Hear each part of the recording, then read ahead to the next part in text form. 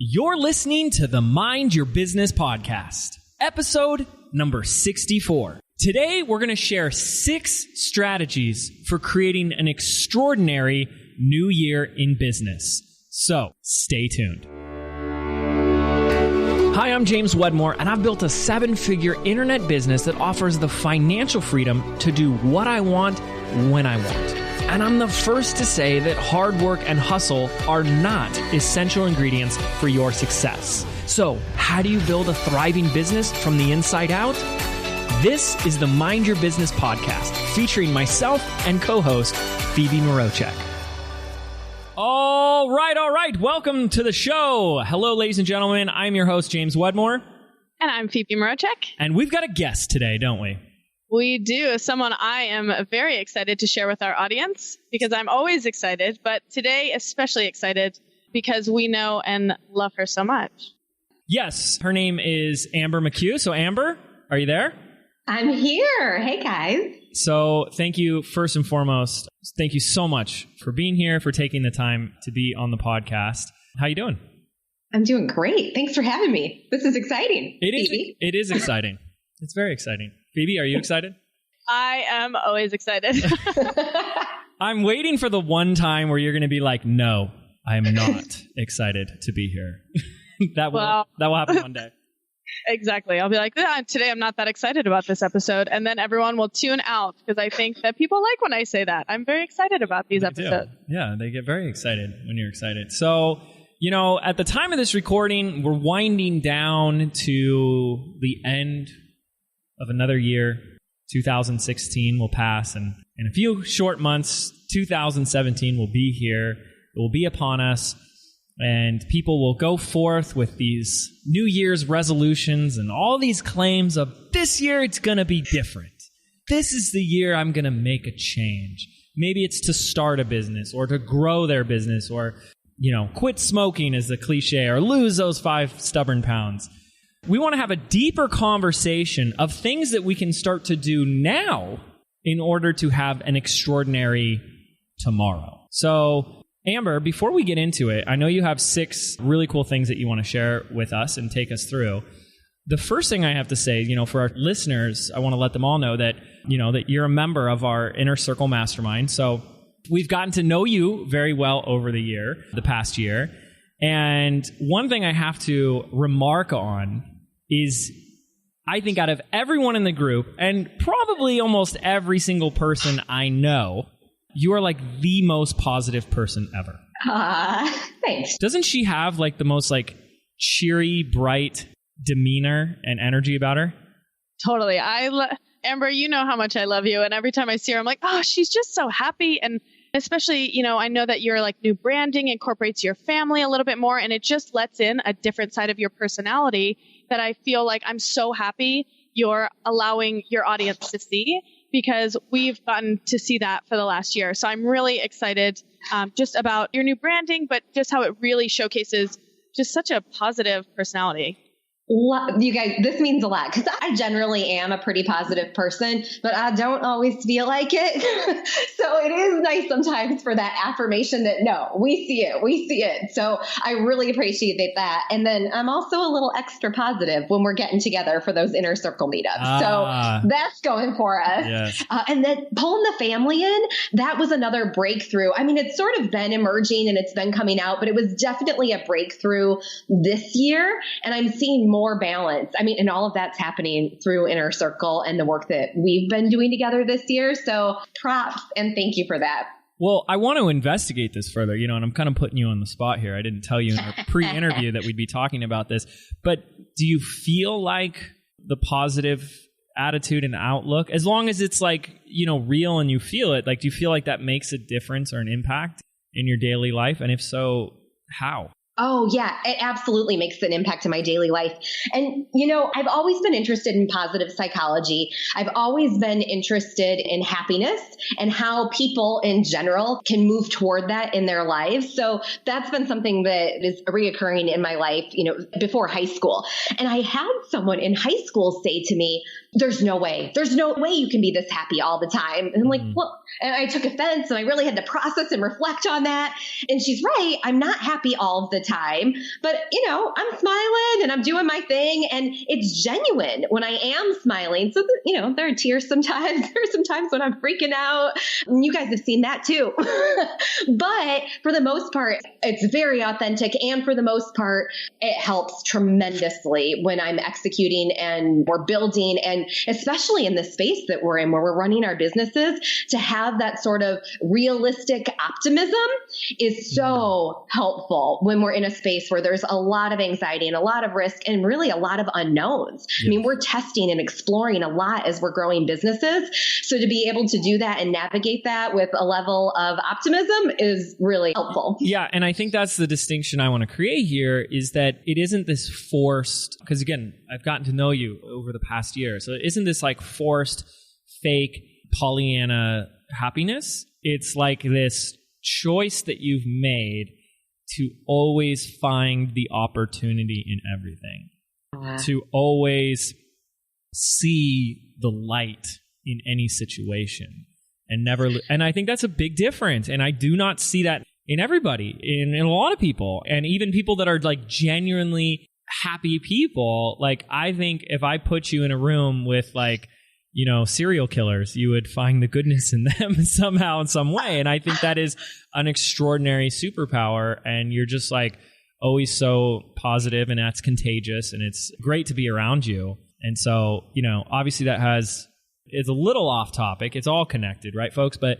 it's a little off topic about what we're talking about today. But I think it also sets the stage for who we're talking to, that you can, approach things just from such a positive standpoint and a forward, progressive, proactive approach. And that's where planning really connects to that, doesn't it? It really does. And, in the positive psychology research, there is proof that doing scenario planning and thinking through your plans, the best case scenario, and even thinking about the worst case scenario actually improves your happiness. And this was really reassuring to me, because I'm like, oh, should I even be letting my mind go there? Am I going to mess this up when I'm trying to manifest or bring this, obviously, the best case scenario to life? That's what I want always. But am I going to mess that up by thinking about the worst case scenario?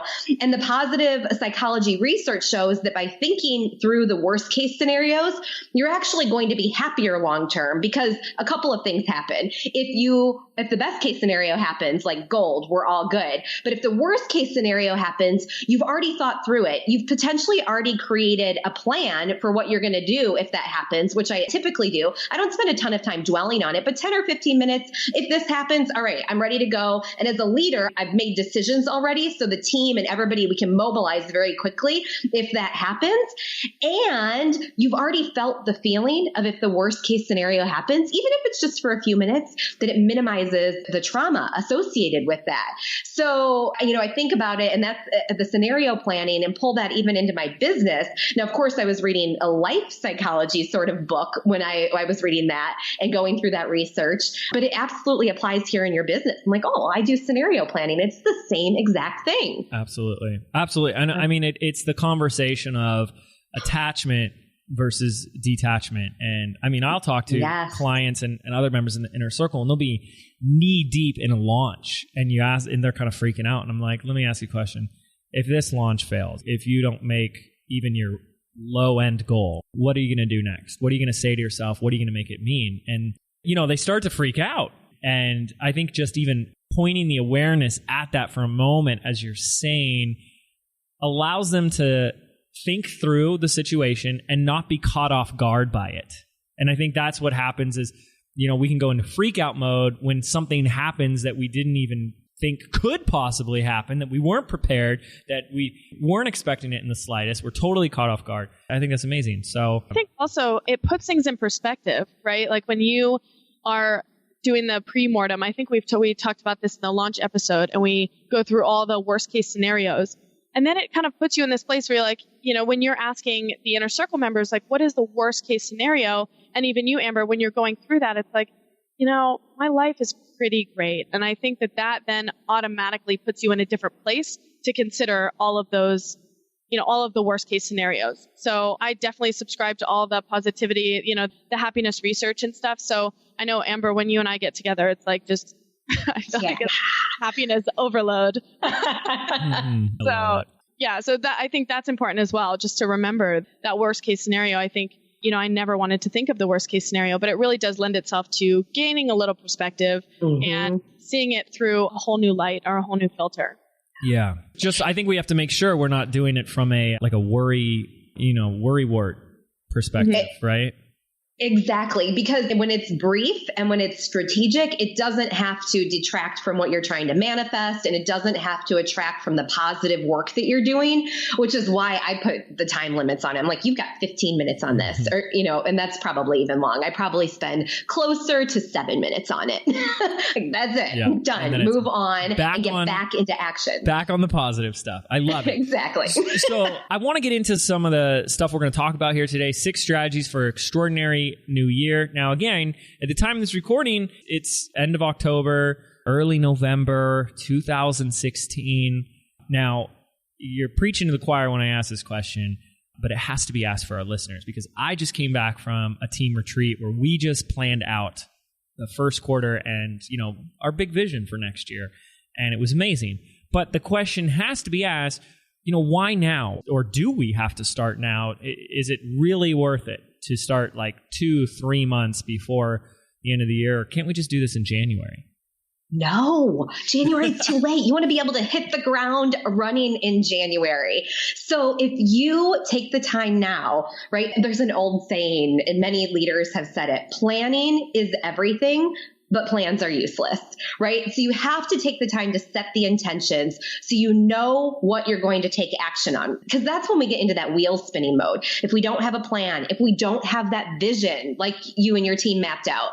So you've got to take the time to map that out. And of course, when you get into execution mode, things are going to come up. And that's when you're going to get in there and adapt and use your skills as a leader to sort of navigate that and go through your scenario planning. But by setting the plans and outlining the plans now, you're also setting the intentions for what you want to happen, and you're setting yourself up for better results throughout the year versus the wheel spinning and the frantic and the overwhelm and really operating on the hamster wheel. Yes. And that is the difference between being proactive versus reactive. And to give a specific example of that, because that's when we started saying, okay, we have to plan more.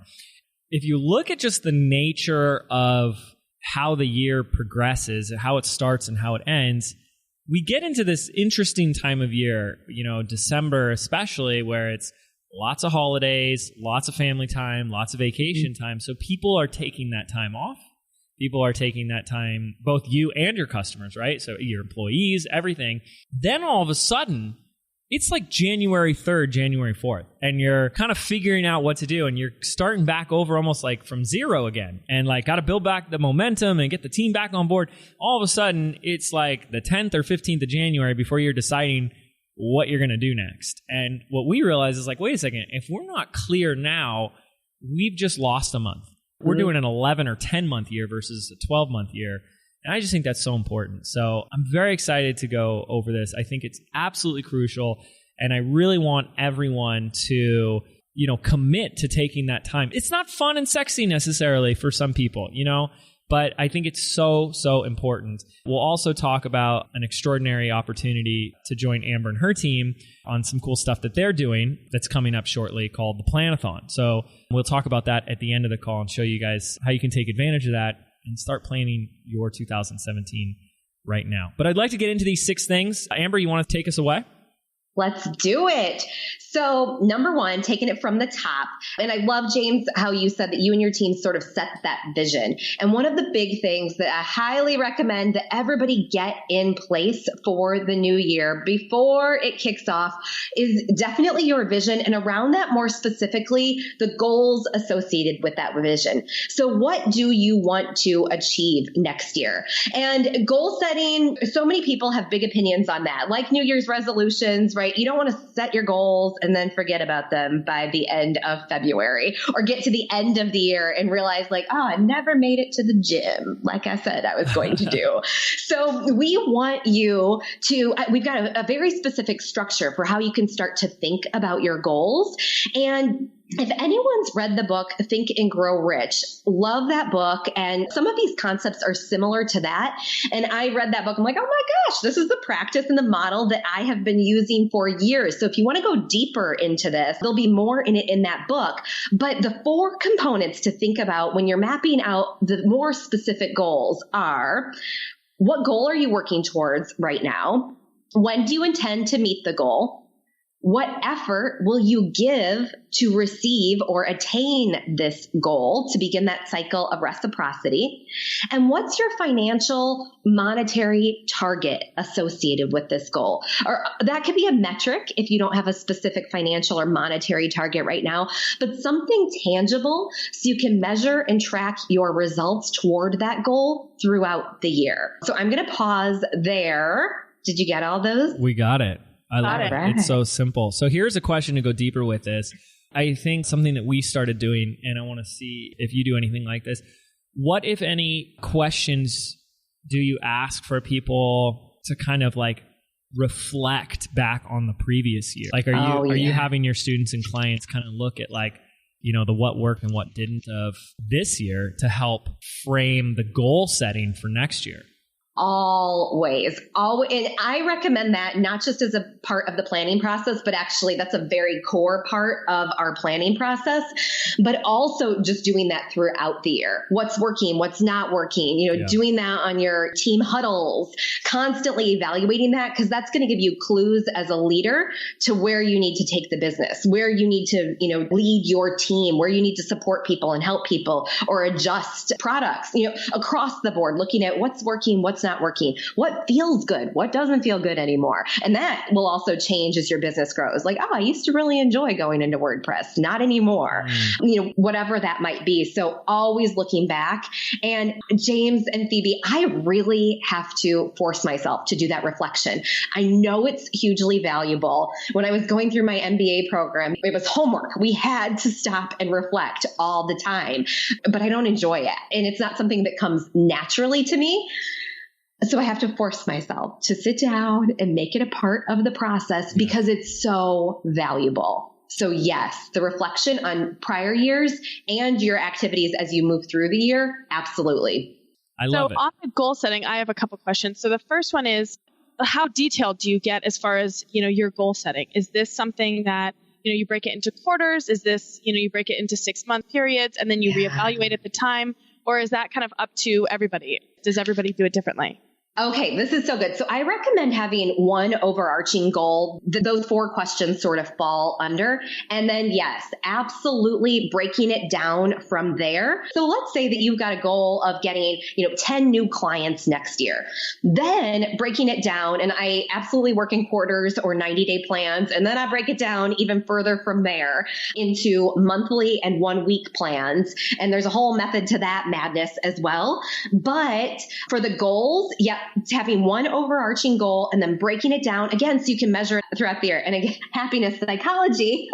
Sorry, that's going to be a theme. You started it, James, with your positive spin at the beginning. But that also shows that people who have a goal that they're working towards, and if you can track progress toward that goal, you will ultimately be more fulfilled. So we want to track progress to that goal, or to James's point, look at what's working, what's not working, so we can identify where we need to pivot and adjust as we go, and we don't get to the end of the year and realize, oh, well, I didn't meet it. Like, let's evaluate that continually throughout the year and be ready at the beginning. I'd love to share an example of a big overarching, is it overarching goal? Yes. Okay. Oh, my wife is going to get me when she listens to this. She knows I always mess that word. Anyway, so I'd like to share my goal to give a little context. And maybe this, I hope, falls in line with what you're sharing with us, Amber, because there's a story behind the goal and it gave our team something to shoot for, something to aspire to, but it wasn't monetarily based, right? It's like there's a financial target that can help with that, but it isn't like driven by money. And I think that's important, especially when you're bringing on a team, right? So we were at, and I told you about this event, Amber, Jeff Walker's LaunchCon event 2 weeks ago. Great event. Absolutely loved it. Totally raving about it.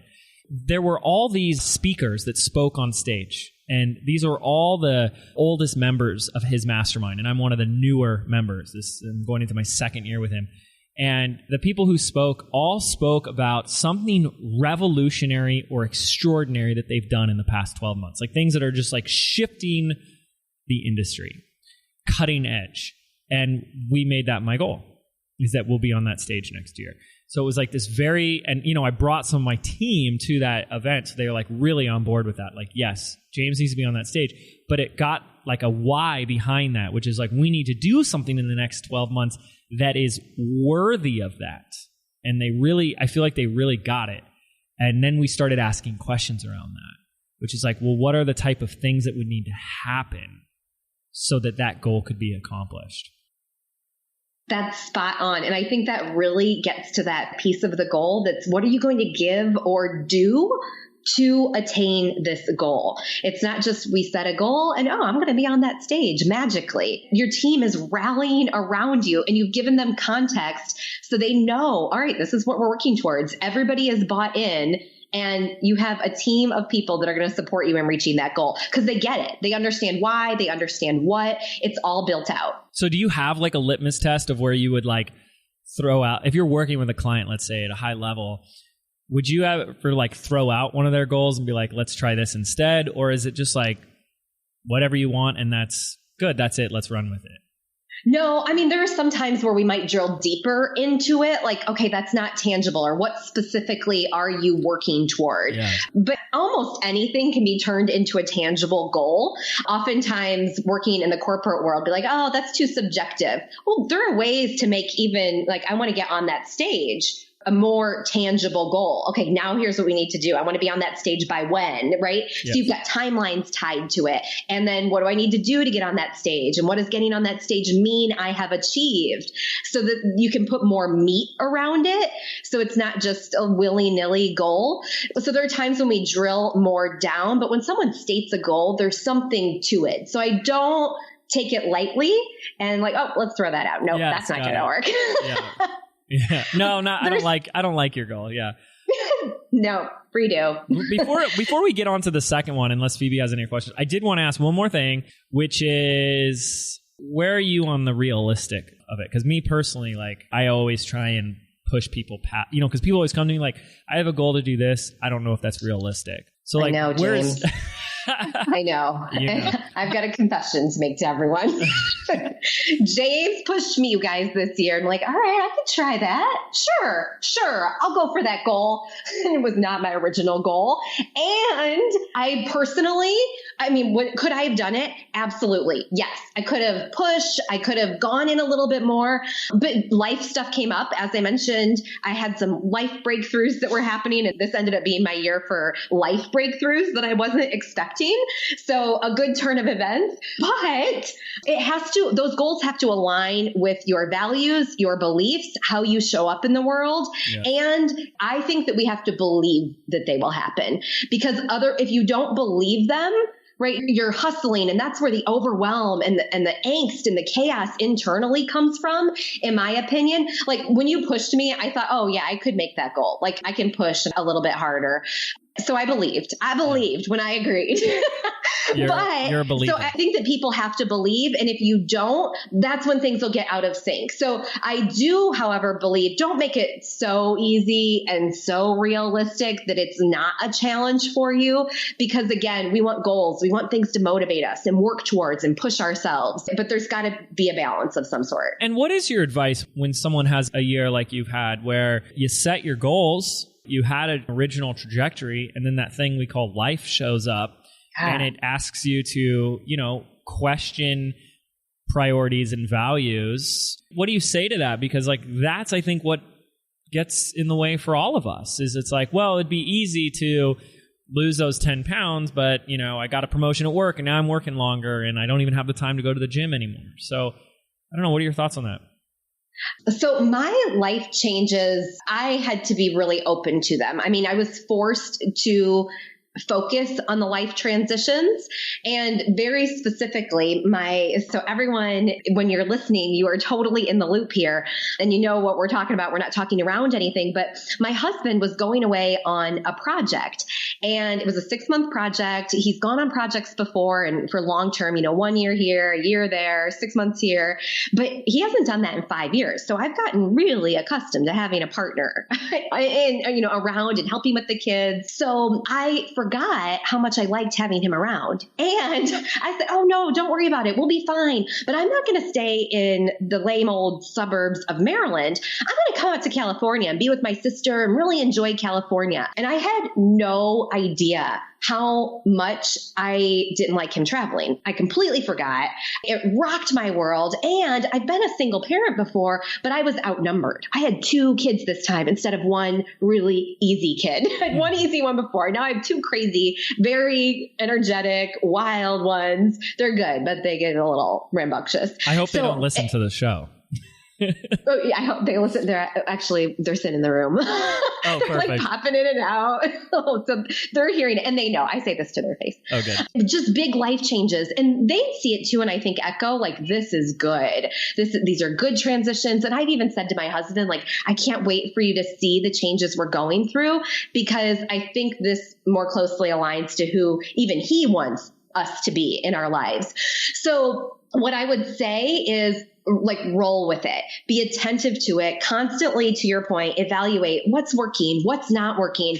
And like I said, I have not had a year since 2008 where I have not met the goal I put on my goal card. I write out sentences for each one of those goals that we talked through, each of the questions, and I weave them together and put them on the goal card. So I don't take it lightly that I'm not hitting that goal this year, but it's a-okay. Like, I feel actually really great that I'm not meeting that goal this year, because I had some really phenomenal life stuff happening. And ultimately, right, that's what it's all about. Like, I feel like I'm living the lifestyle that we are working towards, or that I am personally working towards. And so it's okay. It's all working out. And there are times before, like, oh, I'd like to lose these pounds, but this other thing's coming up. That's when it comes back to setting priorities. You can really shake things up. And I think that's what's fun. Like, where can you shake things up in your life, in your business, and see some new things emerge? I love it. So I think also when you're talking about that, Amber, I know that you and I have talked about it when you came to some of the masterminds and you're like a little bit frustrated, but still kind of excited. And, you had such big goals that I think it's important to, we've said before, like fitting your business into your life as opposed to your life into your business. And so taking those goals as like a holistic approach to goal setting, I think is really important, because you never know what life will throw at you. And you've had a lot of things happen this year, which have been so exciting. And just to see all of that unravel in a really great way for you will just now set you up even stronger for a better and, or better, different, whatever you want to say, but different. A great 2017. Yeah. And I really feel that. And here, I will totally give props to the group when we were sitting in Laguna Beach, and I was like, I've got these big transitions coming up, and the inner circle. And this is when I knew I was absolutely in the right place, because how much do I have to do, not do? I love my business, but gosh, guys, I've got this life stuff coming up. Can you help me navigate this? And everyone in the room was like, you got life. Like, that's the priority. Yeah. And so oftentimes we're in communities where it's push, hustle, go. Push, hustle, go. And I knew my values were aligned because I was sitting around people who were like, nope, life and business is going to work out. And of course it will, right? Because everyone who's listening to this call, we are doing the work. We're not being crazy, right? Or maybe sometimes we are, and that's going to create something new and fantastic, but we're doing the work. We're staying steady and constant, and it will all come together. And Phoebe, to your point, create something new and better and different. Yeah. Big props to the inner circle group there. Wasn't planning or trying to get that in. So that was totally unsolicited. James did not make me say this. I appreciate that. I mean, thank you. Having that support of people where your values are aligned and they'll help you navigate the unexpected like that I can't say enough about that. Well, and, I feel like most people don't get this, but I mean, for me personally, like, listen, I want to learn from I want to learn planning and time management and, strategic planning from someone who's got their life in balance, that they're not in chaos behind the scenes. And, we become the very thing that gets to give permission to others to do the same, that we get to take a stand and be the proof of what is possible for others. And if we're hustling so much, like, people look at that and be like, well, I don't want that. I don't, some people do. I mean, don't get me wrong. There are people that do, but there's a lot of people that don't. One of the things that I'm proud is that we have a group that people have come to me that say, I resonate with you because you have a balance of life and work. And I think that's so important. And I can't even begin, because what is the biggest thing people are talking about is how fast time seems to be going right now, how more things are being added to our to-do list. There are more distractions than ever before. There are more things that are begging for our attention. And we need more than ever to create that sacred space to protect ourselves and our time. And that should be a part of our goals. I think that's ultimately what we're getting at here, is that your goal setting isn't what is some crazy thing that I could do that would cause me to, bend over backwards, break my back, and spend 16 hours a day in order to accomplish it. But instead, what is a result that I want that would also allow me to have the freedom and the peace and the other experiences that I want as well?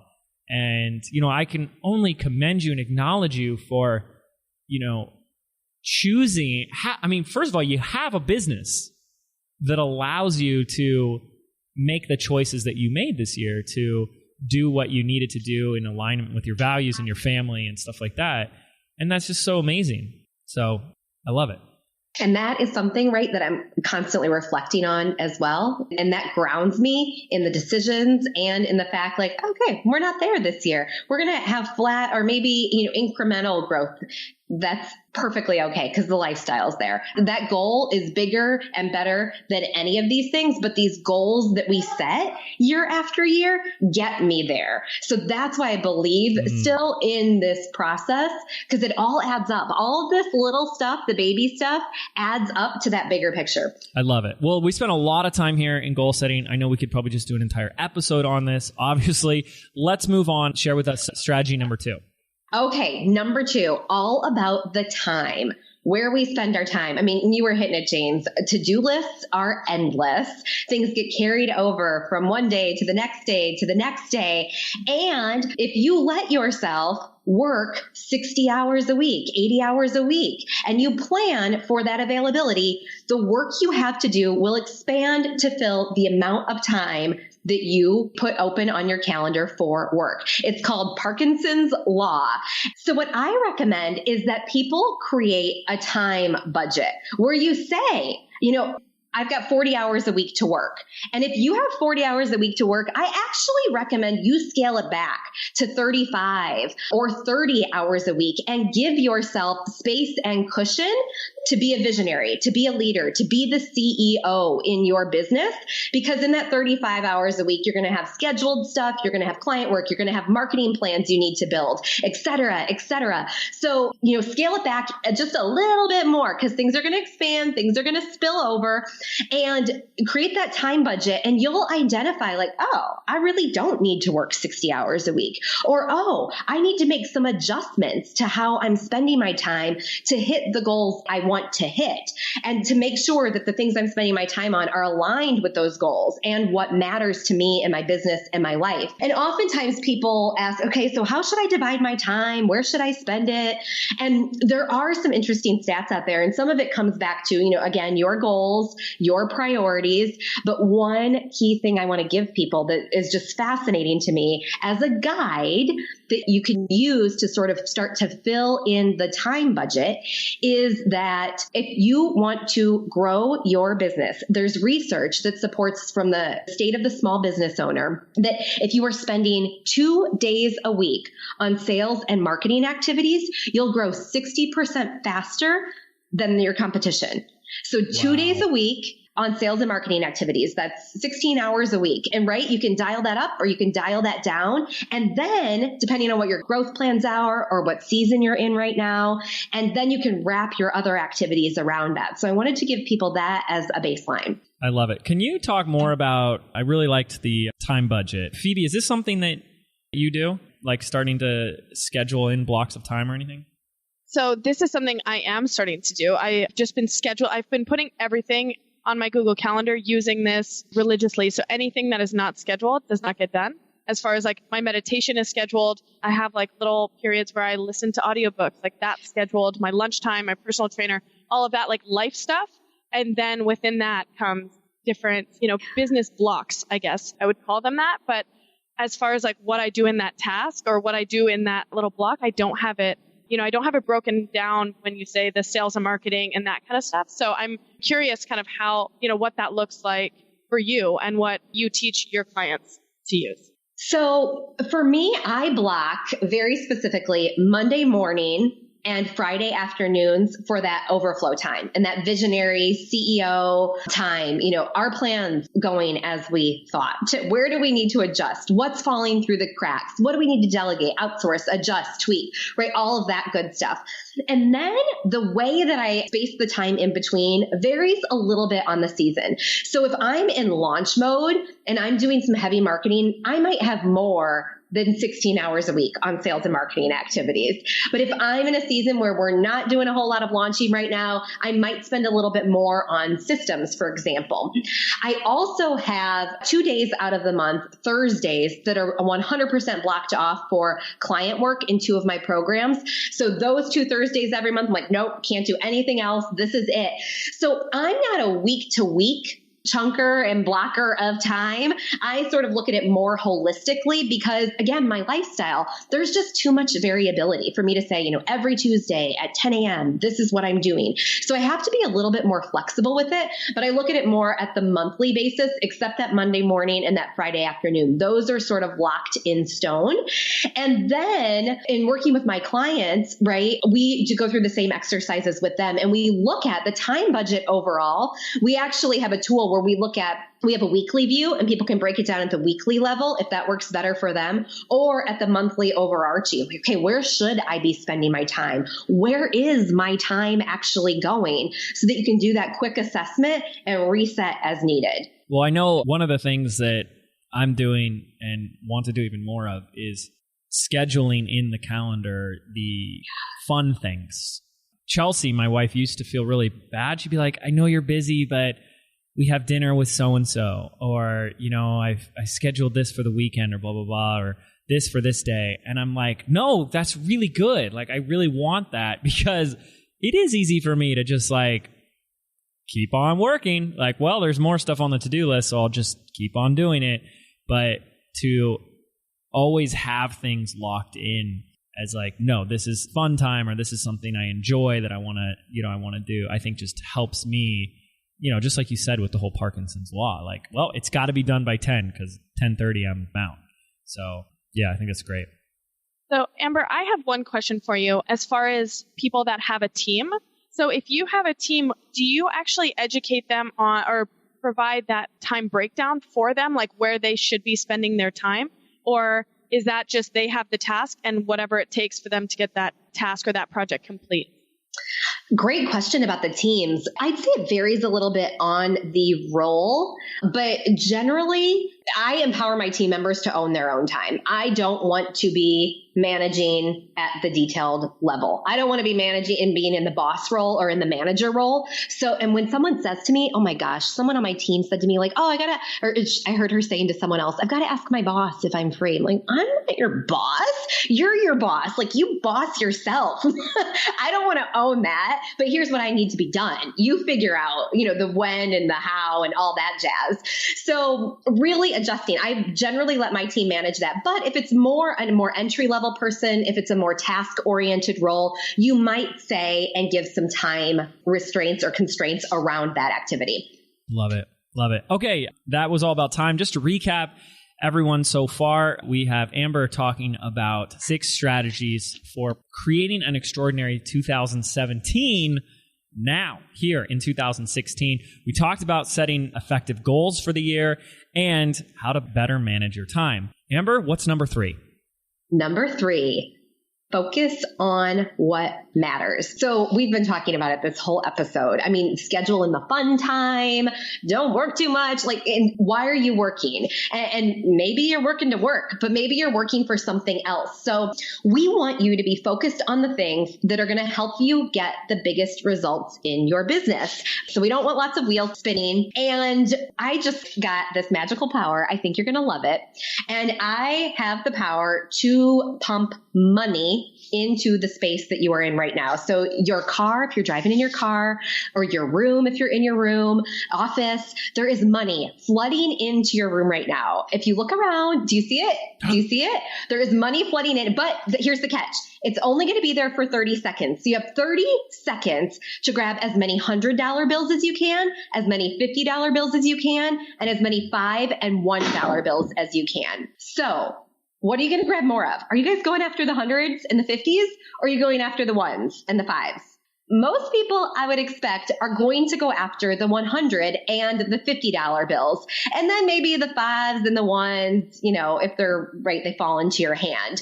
But and this is a framework to start thinking about your time and where you spend your time as well. Are you spending your time on $100 bills? And that could be thinking about, is this a revenue generating activity? Is this a leadership activity? Is this something only I need to do? Or is it a knit or a gnat or something that totally sucks my energy, something I hate, but it just has to be done, right? Those are the ones and the fives and maybe the 20s, right? The 20s get a little bit fuzzy in there and we start to think about, okay, what do I need to do and be a little bit more strategic about the 20s. 50s, you might do sometimes, you might outsource those. But this is a question that you could start to use to know if you're focused on something that you really need to spend your time on. Is this a $100 bill? So, Amber, I feel like you take us through this exercise. It's almost too silly that anybody would start grabbing ones if there's 100 right next to them. Exactly. But you know that so many people, and I'm sure everyone that crosses paths with you, like that's probably the easiest fix, is that they're focusing on the things that, you know, are the whispers. They're the small things. They're the $1. Yeah. And so my inquisitive mind always wants to ask why. Why do you think, in your experience, people are spending their time on the ones? Yeah, I'm sure that you will both have some insights on this, and you've seen it. And I'm sure, do it ourselves from time to time as well. But it's comfortable, right? Those ones and those fives, they're small tasks. They're easy. You know, sometimes they're just little items that we can quickly check off the to-do list. The $100 bills, the $50 bills, they're bigger projects. They might be a little bit more uncomfortable. They stretch us. You know, if we were in roles before where we were employees, or let's say we're running a photography business and we have strong photography skills and we are the subject matter expertise, but now you're asking me to lead and do a $100 bill activity that's around, you know, creating a new revenue stream or being the visionary in my business, right? It's a different activity, but it could ultimately help you grow your business and move closer to that lifestyle that you're looking for. So it's much more comfortable. They're easy items. Oftentimes they're faster to do. And many times I hear people saying like, oh, you know, why would I give that to someone else? It's easier to do it myself. It's faster to do it myself. It takes me longer to train someone. So there are all sorts of myths that come up with those ones and fives as well. Yeah. And do you have any examples that come to mind of people, some of the tasks they've been working on that you kind of have to start asking them, why are you spending so much time on this? Oh, there's bookkeeping. There is customer service emails. I hear people say like, oh, I've got so many messages in my Facebook inbox. Like, what? Why are we even worrying about this right now? I've got so many notifications. Oh boy. So those are some of the smaller activities. And there are people, right, subject matter experts that we can turn to for these things. Or that's a knit and a gnat. Those messages in the inbox, you know, we might need to scan through them quickly to see if there are any customers in there, but otherwise ones and fives. What kind of lens do you use or question or framework do you use to determine what is actually a 1, a 5, or 100? Because, you know, I feel like I can already hear someone come back and say, well, someone's got to answer those questions. I can't ignore those questions. Those are my Facebook messages from potential customers. How can someone leave this call and be like, I know this is now a 1? So we're going to tie it back to your goals. What is going to get you toward your goals is going through and cleaning up all of your Facebook messages so you don't have anything left, going to move you closer to that big kahuna goal, right? Then we start to look at the scale, and it's a little bit and I would argue, and we could argue and debate with someone like, no, I'm going to say no, no, no. And I will look at that. And sometimes we do argue with people. And do you have to be the person going through it, right? If it's customer service emails, can we set up a system so someone else can dig through that because it's repeatable? If there's anything that you're doing and you find yourself doing it, like, hey, I did that 3 times in a row, and I'm probably going to have to do it again because it keeps coming up. Let's create a system for that so you can either be more efficient and you can hand it off because it's a 1, a 5, a 20.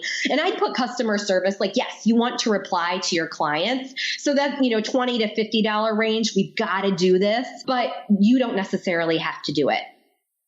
Totally. I think one of the things, Amber, that I've always been so impressed with what you do is like your manuals that you have and your training, the way that you encourage people to train the upcoming team members, or, the way that you can just hand something off to an outsourcer. So my question is, when you do determine you're working with a client and you see something that you kind of rip out of their kung fu grip and you're like, this has no place in here for you, is that something, do you automatically go to, hey, outsource this? Or is this something, that maybe it's automated, or what is your process around that?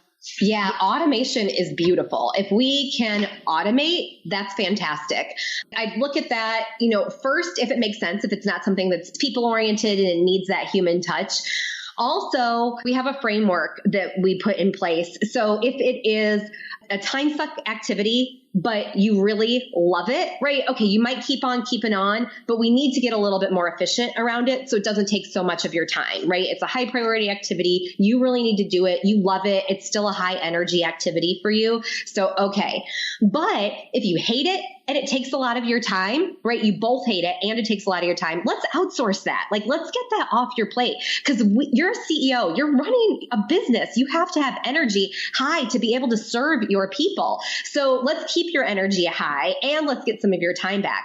But if it just takes a lot of time and you love it, or you hate it and it doesn't take that much time, right? Let's systematize that. So if you have to do it, you can be more streamlined, or if you're going to outsource it to someone, it's documented and they can be more efficient in doing it. We have that documented framework, but that's sort of the down and dirty verbally to think through, should I outsource this? Should I systematize it? And I'm always a big fan of systematizing anything. But here's a tip. Even if you don't have something documented and systematizing yet, take customer service, right? Because those people on your team will be interacting constantly with your customers and you want them to be representing your brand. At the bare minimum, make sure you have your values in place and sort of your brand voice documented so that they at least know, I don't have a script for this, but this is the voice we want to represent. So when they go to write that email, they can still bring your voice to life. I love it. And you mentioned energy. I mean, there's so much we could talk about with outsourcing, delegating, but I'd love to move on. I think it's a perfect segue to number 4. Energy. So constantly checking your energy as you move through the year, and especially as you're building your plan, because what a better time than right now to start getting some of that stuff off your plate. So if you've got those 1s and 5s and you're like, oh, I really don't like that, or oh, that's a nit that is never going to generate me revenue. Why am I doing it? Let's make sure that as a part of your plan, you are prepared to start giving those things to someone else, or just don't include them in your plan. I guarantee there are some things on your to-do list that you move forward day after day that we could probably delete. Like, nobody's missing that you didn't get that done. So delete some of those 1s and 5s. Mm-hmm. So is that something that you're deleting it right now? You're reflecting back on the year and you're like, this is what I'm not going to do in the upcoming year. And then do you have periods, maybe, every 90 days that you really check in with yourself and you're like, how is my energy? Or what does that look like? What are you doing? Yes. All of the above. Yeah, good call. So I actually look at the to-do list day to day. If there's something that people have on their to-do list that they've moved forward 1 day, 2 day, 3 day, 4 day, 5 days, why? We're giving energy to that every day, every time we move it forward. So let's clear up some mental space and make a decision to delete it, delegate, or just do it, right? And I would challenge, is it time to delete it? Because it, keeps shifting forward. Or if it's a high priority activity, let's figure out how we create the time and the space to get it done. And then also evaluating, every 90 days. I mean, I've created plans where I'm like, all right, this is my plan. And then no, it's not all going to be able to happen. So you might delete things off of your yearly roadmap or your yearly plan as you get into it or as you look ahead and do a couple of iterations of it. But then also, checking constantly how you're feeling moment to moment, day by day. And I recommend that people, if you don't know where your time goes, if you're like, I don't really know where my time goes, create a time log and literally start tracking where does the time go? And right next to it, like, oh, well, I would just spent 20 minutes on Facebook and I don't feel any better. That was an energy suck. Oh, I just did all my bookkeeping. Yep, that was an energy suck. And then let's start getting you back to the things you love. I love it. Oh, so many things that can just start, and people who can just suck the energy dry from you. And, I always preach, and I have to say it to my team as well, like, we as a personal brand have to be protected. Our energy and our time has to be protected because we're the product. And if you're zapped, if you're running on empty, that affects productivity, that affects morale. I mean, it's such a huge thing. So I love that. And most people don't really take the time to bring that to their awareness and attention. So it's so important. I love it. Okay. Now, going into the last two, you're talking about some of the planning now. So Let's take a look at number 5, Amber. All right. The 5th strategy and tip that we have for you as you're building your plans is to create a revenue plan. And some more research for you guys, because I love the research, is that if you have a revenue plan in place, and small business owners who have a revenue plan in place grow 60% faster than those that don't. Again, this is from the state of the small business owner. So what is a revenue plan? It's basically, how will your revenue come in? And it's, I will sell X of this product or service at this price to this many people to hit this revenue target. And you might have a few different products and, some different items. And again, this is just your revenue plan. There would also be potentially a profit plan associated with that, an operating budget, right? The bigger the product line gets and et cetera. But we're just focused on the revenue plan right now. And as we talk about this item, so build out your revenue plan. And I don't think it's about, having a revenue plan and having all the numbers plugged into a spreadsheet, but I think this is so important because, again, we start to get intentional around where we're going to be spending our time and our energy in the year ahead. How is that going to serve our business? How is that going to serve our life? And this is just a really tangible way to see how it's all going to happen. This is so great, and it's so important, and I'm glad you've separated this. I've never really separated this. When I talk about planning, like revenue is just like, one of the things that has to be discussed, especially as you grow a team. Like you have to be able to pay for your team and, make sure they're fed and taken care of.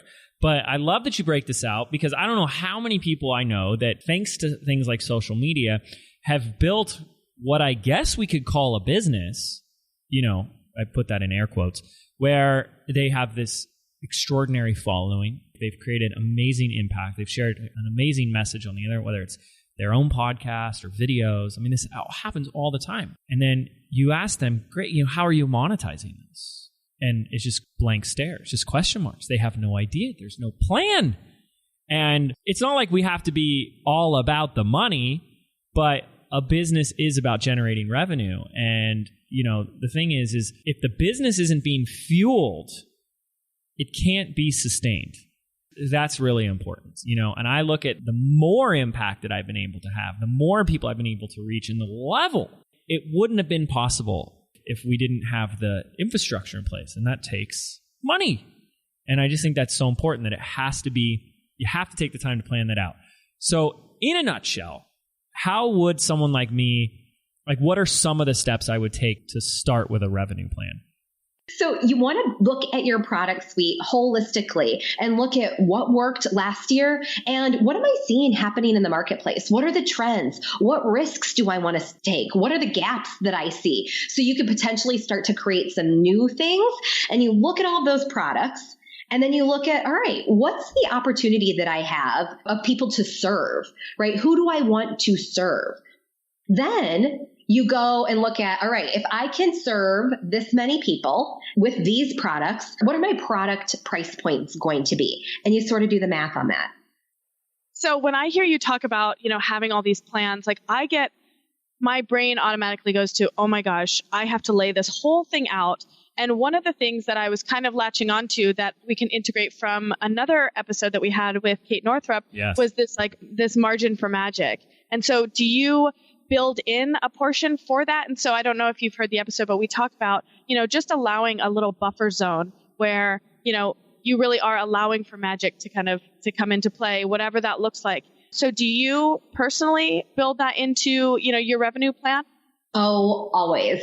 I love that phrase. And I think that when we're building revenue plans, when we're building marketing plans, there's always margin for magic because we never know, right? It's all a hypothesis. I mean, I've worked with some very large corporate organizations on very big, spendy, expensive marketing plans as well.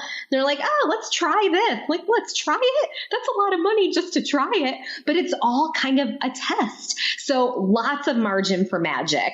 And scenario planning, right? I also leave a little bit of margin for magic when I'm thinking through scenario plannings, because I go to best case and then I go to I'm dancing on the rooftops if this happens. So that's sort of my phrase for margin for magic as well. And I think if you're feeling overwhelmed by the revenue plan, know that it is as simple as X times Y equals Z. This is my product times this is how many I plan to sell equals this is my revenue. Yeah. Well, that's pretty simple. Well, one of the things I really liked how you added that you kind of look back at your product suite. And one of the things that we do every year, now I haven't done it yet because I really want to wait towards as close to the end of the year as possible to get this. But we make a pie chart of what percentage of revenue was brought in from each product. Where were the smallest revenue contributors versus the big ones. And then I really start to overlay the energy and effort that it went into making that. And that also helps us for, okay, well, how much more effort are we going to put into these products? Do we have to drop those because it's only a small fraction of our time? And to me, I know you guys are both on the same page as this. It's really about, okay, how do I put less, dilute my effort, right? And put more effort into what's already working so I can create more from less. And I love the pie chart because that helps you see so clearly, oh, this is a big slice. That's really good. Can I do more of that? Or look at, again, knits and gnats. Right? Why am I keeping these? Should I keep these? Is there a strategic reason to keep, ones and fives? And again, it's all relative because that $1 bill might be a very bigger piece of revenue pie financially. But again, if we put it on that scale of, is this a $100 bill? We can make some decisions in that context. Absolutely. Love the pie. Love it. Love the pie. Well, let's move into the sixth and final strategy for helping you guys create an extraordinary 2017. Amber?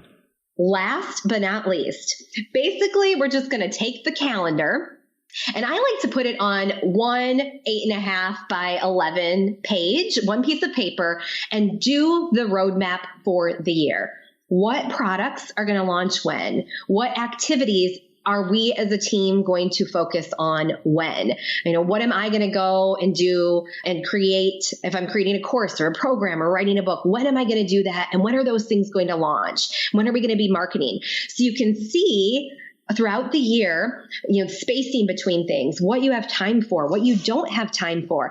And we mentioned before, you might have a couple of iterations of this because you might notice, oh, there's too much in my plan, or, oh, I've got room for more, because we're really efficient on launching these things. So we can do that no problem and create some space for these other new things. So lay out that strategic plan or that strategic roadmap so you can see, all right, big picture, here's what's happening when, and here's what needs to go, or here's where we can add. For the whole year? Yes, I do that for the whole year. high level, very high level, because as we know, we've got to build in that room for flexibility, because planning is helpful, but plans are useless. Things are going to change. Things are going to shift. I don't go into detail though. The detail comes in the 90 days, in the monthly plans, in the project plans, and then in our weekly to-dos. Wow. So for the people who are like just starting a business, let's say, or maybe just have, we're working this year on one specific product or service, and coming into the next year, they kind of know maybe they want to come out with a new one. Because here I feel like, with James, you have tons of products. Same with you, Amber, you have tons of products. So if somebody only has one or just a few, and they know that they want to come out with a couple more, you said that you keep it flexible. How flexible is that? Is that like, okay, in the first 6 months, I know I'm going to continue on with what I've been doing because that's working. And then in the second half of the year, I think I'm going to create another course, or I think I'm going to offer another service. Is that something, that you look into or that you work with your clients? Yes, absolutely. And I'd say put that on the roadmap, give it a home. And the reason I say sort of map it out for the year and give that idea a home, because otherwise it gets stuck in our head. We're shuffling that idea around. We're forwarding it on the calendar week to week, month to month. Give it a home so you know when it's time to come back to it.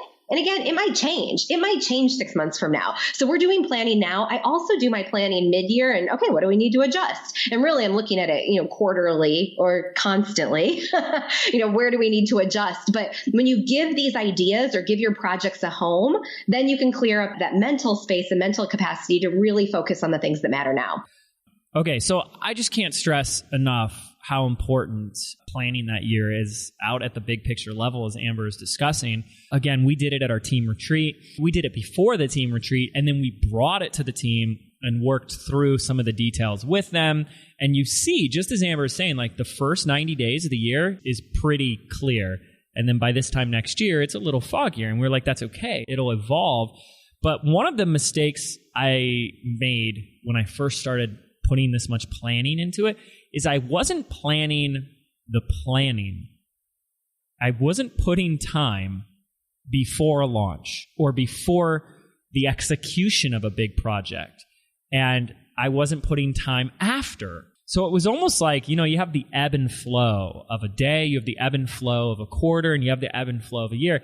I was just flow for 12 months straight. It was like, oh, great, we'll do a launch in January, then we're going to do another launch in February, and then we're going to do a launch in March and every single month thereafter. What we really discovered is that if we didn't put in the calendar, here's the time we have to focus on getting ready for that. And then here's the time we have to have letting the dust settle and like delivery on the product and, getting back into the flow of things, that you will quickly find yourself off schedule. And that can be pretty frustrating. So frustrating. And being that I'm in the middle of preparing for the Planathon now, and I'm actively in that preparing to launch phase. Yeah, I'm nodding my head and smiling and oh boy, holding my head because it's totally the reality. And that's where, the first time you go through it, you may not even know how much time you need to plan, or you're hearing from people, about this much time, but you don't quite have your process worked on. That's why be flexible with yourself, be able to roll with it. And okay, that was really hard. I don't want to do that again right away. Or I'm going to jump right into it because it was awesome and we're ready to go. So just be flexible and let there be flex in your plan. Yeah, I love it. And you've already mentioned the Planathon. First of all, I know this has been an epic long episode, but I think it's so important. It's so crucial. And I think we've just missed having guests on the show, and we really wanted to hang out with Amber. I want to tell everybody about the Planathon. What is it? What can we expect? Why should we be a part of it? Go. The Planathon is where we are coming together with thousands of entrepreneurs, and we have some amazing guest speakers. And we're going to take it from the top and get the core foundational elements of your plan in place together. And then for the areas that you are going to focus on, not everything, you're not going to focus on everything, but for the areas that are a focus in your plan, we've got guest experts in there who are going to tell you the first couple of things to think about for your areas of focus, so you can go a little bit deeper on those areas of your plans as well. So our goal is that you walk away from the end of this week ready, your plan in hand, and ready to get some massive results in 2017. In short, Amber is going to show you how to make planning sexy and fun. God, it's so fun. It is so fun. Everybody has a blast in the Planathon. Yeah. And, to create that space where you actually get to do the work, I think it's so great. Guys, you have to do it. You have to be, I, for a very long time, was just very reactive, and I thought it was me kind of being intuitive and cool, this what feels right, so I'm going to do this month.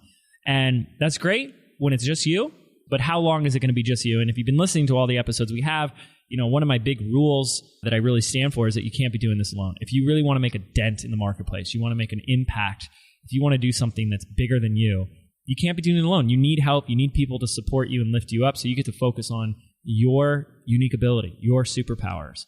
And if you're going to have it, at least a team of one, they have to be in the loop. They have to be on board with your plan. You can't just say, hey, this is what we're going to do today. This is what I feel like doing. We're going to do a launch today, okay? So you take the time now. It's so crucial. So this has been amazing. You guys are going to head on over to www.theplanathon.com so you guys can go through this experience with Amber. Listen, I look back to, you referenced the Laguna Beach Mastermind, talking about blending lifestyle with growing a business. It's not just running a business. You're growing a business. And we're sitting there in our office, Wedmore headquarters, and we're all looking out at a beautiful Laguna Beach sunset. And I went around the room and I asked people to share what is one thing that they really need in their business right now. And who in this room do you think is that person that could give that to them? I would say 90% of it. What do you think, Phoebe? 90% of the people. Yeah, it was probably 8 out of the 12. Yeah. We're Amber, definitely. They all said, I need to get organized, I need to start planning better, and I need to get systematized. And then we said, great, who in this room could help you with that? And it was all, well, Amber. So, I'm like, okay, we got to get Amber on the call here. And I'm so glad we had you on. And then on top of that, not only are you obviously extremely knowledgeable and well-versed on all these subjects, but it is really such a pleasure to have someone who is so positive and optimistic and happy. And we just love cultivating that here on the show. We love, hopefully that's kind of permeated into our listeners. And it's definitely contagious here on our end. But just such a pleasure to have you. I can't thank you enough. And you guys head on over to planathon.com so you can get started. This is free, folks. There's no affiliate link here. This is just goodwill we want to put out to you guys as listeners. Planathon.com. We'll have it in the show notes as well. Amber, so we don't end up making this a 3-hour-long episode, what final words of wisdom do you have for our listeners? Don't take this too seriously. Whatever planning you do and get done is the perfect start. You can always evolve this as you go. Okay, you heard it here first on the Mind Your Business podcast. Thank you guys so much for listening. Again, thank you, Amber, so much for being here. I'm James Wedmore. I'm Phoebe Mroczek. And we'll see you on the next episode. Take care.